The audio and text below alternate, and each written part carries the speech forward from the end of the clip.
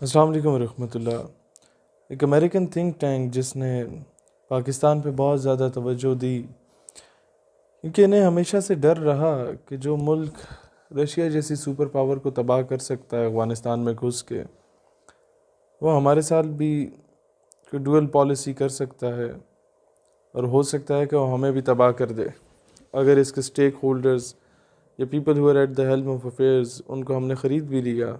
कोई ऐसे चेले चापलूस हमने बना भी लिए, कोई ऐसे लोग भी हमने बना लिए जिनको हम हड्डी डालते रहे, उसके बावजूद भी हमें ख़तरा हो सकता है। तो क्यों ना इन पाकिस्तान के मुसलमानों पर रिसर्च कर ली जाए। तो उस थिंक टैंक ने जब पाकिस्तान के मुसलमानों पर रिसर्च की तो वो इस नतीजे पे पहुंचा कि there are 4 types of Muslims. Number 1, fundamentalist, जो कि चाहते हैं कि इस्लामी माशी माशरती और हर एस्पेक्ट से जो एक निज़ाम है, जो सिस्टम है, either it's an educational system, either is the system in totality, पूरे मुल्क का निज़ाम, पूरी दुनिया का निज़ाम है, वो इस्लामिक बेस्ड हो। दूसरी जो किस्म है मुसलमानों की वो है ट्रेडिशनलिस्ट। जिस तरह आज हमारे कुछ उलमा हैं मुख्तलिफ़ मकातब फ़िक्र के, जो मुख्तलिफ़ मसालिक के, जो एक फ़िक़ा को पढ़ते हैं, दूसरे उलमा दूसरे फ़िक़ा को पढ़ते हैं और वहीं तक महदूद रहते हैं। उसके बारे में ये कहा गया कि ये लोग हैं जो कि मेजॉरिटी में, fundamentalist are hardly 4 to 5% in Pakistan, the rest of them, majority of them are traditional. नमाज़ें पढ़ लीं, अवाम में भी उन लोगों ने जुम्मे की नमाज़ पे चले गए, ईद मना ली, यौम आशूर मना लिया, ईद मिलादुन्नबी सल्लल्लाहु अलैहि वसल्लम के जलसे कर लिए, यहाँ तक महदूद रह गए। अब इनका क्या करना है कि ये लोग फंडामेंटलिस्ट से इंस्पायर या इम्प्रेस हो सकते हैं। जो फंडामेंटलिस्ट हैं वो इन्हें मोटिवेट कर सकते हैं, लिहाजा इन्हें उलझा दो, इन्हें फ़िरकावारियत में उलझा दो, उसमें नहीं होते इन्हें सुबाइयत में उलझा दो, उसमें नहीं होते तो इनमें जिस तरह उर्दू बंगाली कंट्रोवर्सी बनी, इस तरह की कोई पंजाबी पश्तून कंट्रोवर्सीज़ में उलझा दो, इन्हें मुख्तलिफ़ चीज़ों में उलझा दो ताकि ये उसी में point scoring, political point scoring में रहें, ये हम तक ना आ सकें।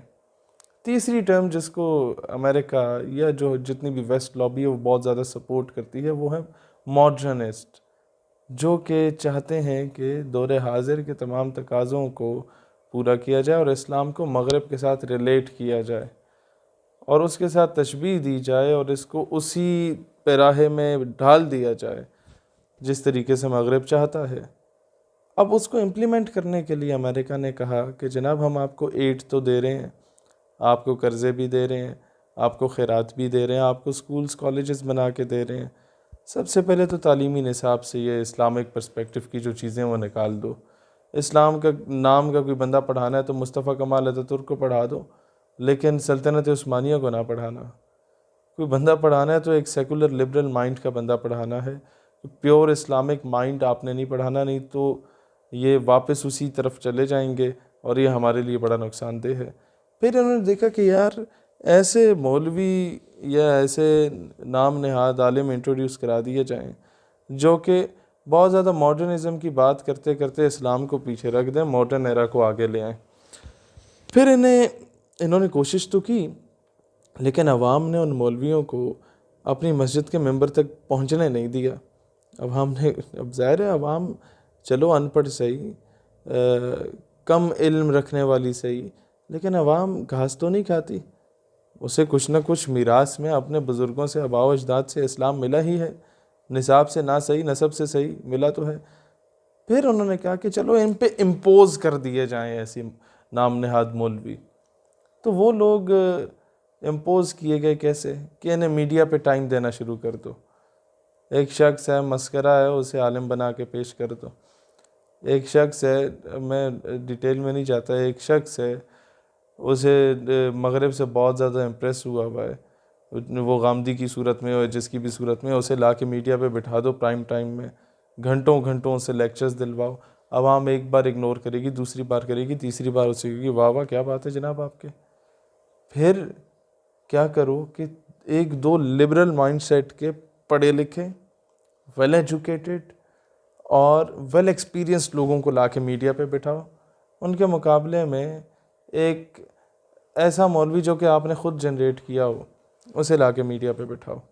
अब वो लिबरल जब आके थ्रू प्रॉपर चैनल अपने सारे आइडियोलॉजी को डिफेंड कर रहा होगा, तो मौलवी आगे से कुछ नहीं बोल पाएगा, तो गुस्से में हो जाएगा, उसे डांटना शुरू हो जाएगा या गाली देगा। तो इस तरीके से इस्लाम का एक नेगेटिव इमेज पोर्ट्रे करो दुनिया के सामने। और फिर चौथी किस्म है सेकुलर। जो सेकुलर मुस्लिम्स हैं उनसे इन्हें ख़तरा ही क्यों नहीं है। पार्टीज़ में भी जा रहे हैं, बार्स में भी जा रहे हैं, क्लब्स में भी जा रहे हैं, हर जगह पे मौजूद हैं। कॉलेजेस के बाहर, गर्ल्स कॉलेजेस के बाहर जाके जो है वो नंबर कागज़ पे लिख के वो तकसीम भी कर रहे हैं लोगों को। उनको इससे गर्ज ही नहीं है कि इस्लामिक सिस्टम आए या ना आए, वो तंग आ चुके हैं, क्योंकि उनके सामने वो इस्लामोफोबिक एस्पेक्ट इस तरीके का रखा गया है कि वो इसको शायद फॉलो करने के लिए मेंटली प्रिपेयर ही नहीं है। तो अब हमें ये देखना है कि किस तरीके से दुनिया में जो इस्लामोफोबिया फैलाया जा रहा है उसको काउंटर कैसे करना है, किस तरीके से तालीमी निसाब में हमने अमेंडमेंट्स करनी है। वफाक का कश के मौत से डरता नहीं ज़रा, रूह मोहम्मद इसके बदन से निकाल दो। फ़िक्र अरब को दे के फ़रंगी तख़य्युलात, इस्लाम को हिजाज़ व यमन से निकाल दो। अगवानियों की गैरत दीन का है ये इलाज, मुल्ला को इनके कोह दमन से निकाल दो। ये सारा काम जो इकबाल ने प्रिडिक्शंस की वो इम्प्लीमेंट हो गया मगरिब की जानिब से। अब उसको काउंटर कैसे करना है। दौरे हाजिर में एक नई टर्मिनोलॉजी इंट्रोड्यूस करा दी गई सूफ़ीज़म की, मॉडर्न सूफ़ीज़म की। और नाउज़ुबिल्लाह ऐसे बदबख्तों को कंपेयर किया जा रहा है दाता अली हजवेरी रहमतुल्लाह अलैह के साथ, ख्वाजा मोइनुद्दीन चिश्ती अजमेरी रहमतुल्लाह अलैह की तरफ, बाबा फजल शाह कल्यामी रहमतुल्लाह अलैह की तरफ, पीर मेहर अली शाह साहब रहमतुल्लाह अलैह की तरफ। और दौरे हाजिर के लोगों को बताया जा रहा है इनकी निस्बत क्योंकि उन लोगों से है, तो ये बड़े पारसा शख्सियात हैं। इकबाल ने हमेशा दौरे हाजिर के ऐसे सूफ़ियों से बहुत बेजार थे। इकबाल ने लिखा था कि तेरी निगाह में मुआज़ात की दुनिया, कि मेरे दादे परदादे ने फूंक मारी जिन उड़ गए, मेरे दादे परदादे ने इस्लाम की खिदमत की।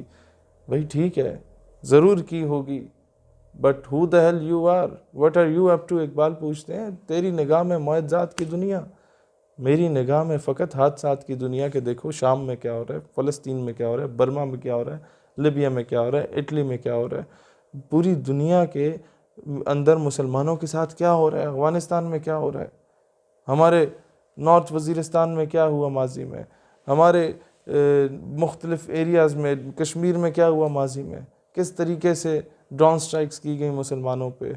और फिर जिन मज़लूम मुसलमानों को शहीद किया गया उनको दहशतगर्द बना के पोर्ट्रे किया गया दुनिया के सामने। जिन मुसलमानों पे जुल्म तशद्दुद के पहाड़ तोड़े गए उन्हीं को एक्सट्रीमिस्ट शो किया गया दुनिया के सामने। क्योंकि दुनिया के बड़े बड़े चैनल्स, फॉक्स न्यूज़ हो गया, BBC हो गया, CNN हो गया, ये सारे किन के नरगे में हैं। कार्टून्स का सबसे बड़ा नेटवर्क डिज्नीलैंड, वो किन के अंडर काम कर रहा है।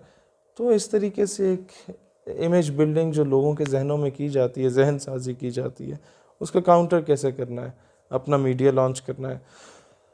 रिसेंटली प्राइम मिनिस्टर गए मलेशिया या तुर्की में जाके जो उनकी मुलाकातें हुई, उसमें एक बात की गई थी कि जनाब हम लोग एक अपना इस्लामिक चैनल इंट्रोड्यूस कराएंगे जिसमें इस्लाम का एक पॉजिटिव इमेज दुनिया को दिया जाएगा, और जो दुनिया एक इमेज बना के बैठी हुई है उसको काउंटर किस तरह करना है उस पर काम किया जाएगा। मैं समझता हूँ जब तक हमारा अर्तगल टाइप के ड्रामाज जो तुर्की ने लॉन्च किए, इस तरह के ड्रामाज हम लोग नहीं बनाते। अलाउद्दीन खिलजी के अगेंस्ट मूवी बनी इंडिया में, अहमद शाह अब्दाली रहमतुल्लाह अलैह के अगेंस्ट मूवी बनी इंडिया में, हमारे हीरोज़ को विलन शो किया गया, कैरेक्टरलेस शो किया गया, हमारे हीरोज़ को डरपोक शो किया गया। अब इन चीज़ों को कैसे काउंटर किया जाए, उसके काउंटर में at least if you can not go for जहाद एट द बॉर्डर्स, तो come as come you must be able to do something कि यार यू मस्ट अप्रिशिएट दोज जिहादीज़। अगर तुम बुरहान वानी नहीं बन सकते, बुरहान वानी को थपकी तो दे सकते हो, उसके नाम पे मूवी बना दो यार। Che Guevara, Fidel Castro, he is known as a freedom fighter. Bhagat Singh is known as a freedom fighter. माजी में चले जाए, नेल्सन मंडेला को कुछ हद तक फ्रीडम फाइटर कहा जाता था। Commander Bose was known as a very good freedom fighter. in the subcontinent. तो if Che Guevara, Bhagat Singh, Commander Bose was, if the people like them are freedom fighters, then why not Burhan Wani? Then why not Hafiz Saeed, Masood Azhar and Sayyid Salahuddin? At least we should have some sort of courage to defend these people who are fighting for a noble cause without being paid from anywhere. तो हमें एक चीज़ बड़ा देखनी पड़ेगी कि जो तीर कल फ़लस्तीन में गिरा, कश्मीर में गिरा, अफ़गानिस्तान में गिरा, अब पीछे पाकिस्तान रह गया, अब वो हम पे गिर सकता है। 5th जनरेशन वॉर का जो रोना हमारे कुछ ये बड़े रो रहे होते हैं, इनसे भी मैं कहता हूँ कि जनाब बिल्कुल घुघू या लुढ़ड़ ना बने। 5th जनरेशन वॉर सबसे बड़ी यही है कि आपके कल्चर पे अटैक किया गया है। सिर्फ आपके तस्मों की तौहीन करना जो है वो 5th जनरेशन वॉर नहीं है। हमारे ट्रेडिशंस, हमारे रिलीजन पे इनडायरेक्टली टारगेट किया जा रहा है, और कहीं ना कहीं इस वॉर का हिस्सा हम लोग खुद बने या इसको हमने प्रमोट किया। दाढ़ी वाले शख्स को दहशतगर्द बना के हमने शो करना शुरू कर दिया अपने मीडिया पे, जिसके 5 टखनों से ऊपर है उसे दहशतगर्द बना के शो करना शुरू कर दिया अपने मीडिया पे। जो बंदा ज़रा से इस्लामिक तर्ज पे बात करे उसे कहना शुरू कर दिया है कि मौलवी वाली गलत उसने शुरू कर देती है। The one who is wearing the turban, उसके साथ ऐसा सलूक किया जा रहा है जिस तरह वो पता नहीं कोई अछूत बरादरी का ताल्लुक़ रखने वाला बंदा हो। और फिर एक चीज़ जो पिछले 70 सालों से तब्दील नहीं हुई, वो मुझे बड़ा दुख होता है कि बड़े बड़े होटल्स, रेस्टोरेंट्स में आज भी ऐसे लोगों को दरवाज़ा खोलने के लिए रखा गया है जिन्होंने दस्तार पहनी हुई है, जो इस कौम की इज़्ज़त की अलामत होती है। जिन लोगों ने शलवार कमीज़ और वेस्ट कोट पहना हुआ है जो हमारा कौमी लिबास है, जिन लोगों ने शेरवानियाँ पहनी हुई है जो हमारी एक अलामत होती है, हमारे लिए एक एजाज़ की बात होती है, हमारा ड्रेस है। और यही कुछ किया था अंग्रेज़ों ने, ईस्ट इंडिया कंपनी ने यही काम किया। मूंछें रखवा के लोगों को गेट पे खड़ा कर दिया दरबान के तौर पे। शराब सर्व करने के लिए ऐसे बंदे को रखा जाता था जिसकी दाढ़ी होती थी, लोगों ने दाढ़ी से नफ़रत करना शुरू कर दी माज़अल्लाह। इस तरीके से इस्लाम को बहुत टेक्निकली माशरे से निकालने की बाहर कोशिश की गई थी। तो उसको काउंटर कैसे किया जाएगा? इन्हीं सारी चीज़ों को रिवर्ट करके आपको दाढ़ी को वो इज़्ज़त मकाम देनी पड़ेगी जिसकी दाढ़ी हो उसे इज़्ज़त से मिलो। लाजमी नहीं है कि आपने पेंट कोट और टाई चढ़ाए हुए हैं तो आप बड़े मुअज़्ज़ज़ आदमी हैं। कई जाहिलों को मैंने देखा है इस हालत में, कई शराबियों, कबाबियों के लोगों की माँ बहनों बेटियों की इज़्ज़त के साथ खेलने वालों को देखा मैंने पेंट कोट टाइयों में। लाजमी नहीं है कि ये कोई अलामत हो किसी बड़ाई की। इज़्ज़त करना सीखो अपने कौमी लिबास की, इज़्ज़त करना सीखो अपनी किताब की, इज़्ज़त करना सीखो अपने कल्चर की। और ये जब तक हम लोग ख़ुद अपने कल्चर को डिफेंड नहीं करेंगे, किसी ने आके नहीं करना। जब तक हम लोग ख़ुद ये आके दुनिया को नहीं बताएंगे कि यार Muslims are not terrorist, rather they are being टेरराइज्ड।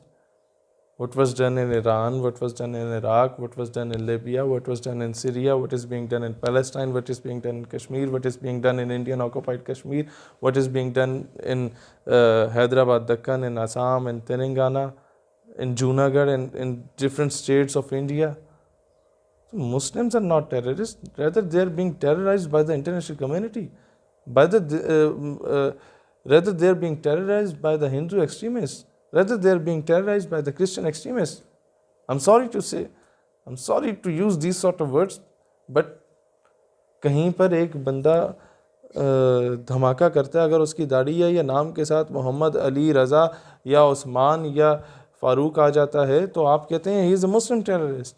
और कहीं पर कोई दूसरा बंदा धमाका करता है, अगर वो क्रिश्चियन या हिंदू या सिख है या यहूदी है या कादियानी है, तो आप कहते हैं तो मेंटली रिटार्डेड पर्सन है।